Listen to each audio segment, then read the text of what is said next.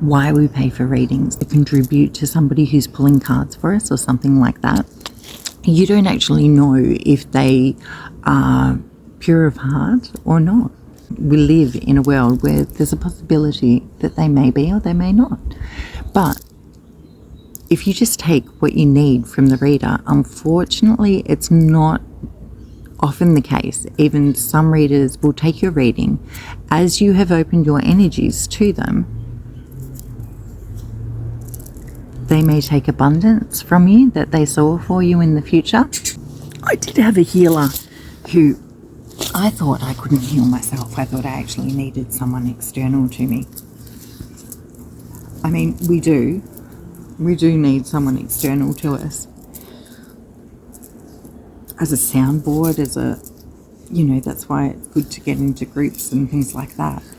But we're actually all capable of being able to heal ourselves. And when you actually put that power, the complete power of being able to heal, in the hands of somebody who doesn't hold a pure heart, you may find issues. Like, I actually paid her quite well, but I could tell she just wasn't down for me. I was always late to appointments, but some older people have issue with that. But she even looked like a witch, come to think of it. Have you ever looked at a photo of somebody and thought, wow, they look a lot like me? That's somebody trying to cloak in your energy. I did find that with the that healer lady. She actually, there was a photo of her that looked incredibly like me when I was unawares, and there was also a photo of me that looked a lot like a girl I went to school with, who, when she decided to not be my best friend anymore, it was like we were in this love relationship or something, but we weren't. I just had a broken heart because she wouldn't be my best friend anymore. But who cares? But there's a photo of me on the very last day of school, and I look like her, like incredibly like her. And it's not until later you realise that there's kitchen witches and bitches like that. Like, everything in my life, I've actually headed myself into bullshit, when really everything should have been in balance for me. But I think there was a transfer of energies there as well. So be aware. You can't just say, oh, spiritual people don't need to eat, or they don't need to, you know, have anything. These are gifts given from God, and you should be sharing them with the world for free. Yes and no. I think it's about giving and receiving.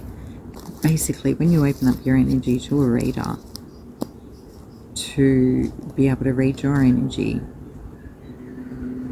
you're kind of putting yourself in a situation where you want to reciprocate, just to keep the balance, you know. And what if it is that you've got tats coming up and they're like, oh, I'll take that. I see money coming to you at the end of the year, you know, but you never receive that money, and, you know, next you see her, she's getting around in some funky car.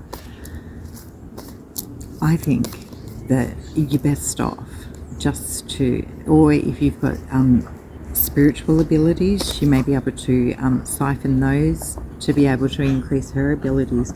Really spun me out when I had a look at some of these photos. People cloaked in others' energies. And be aware that this type of thing does happen, you know.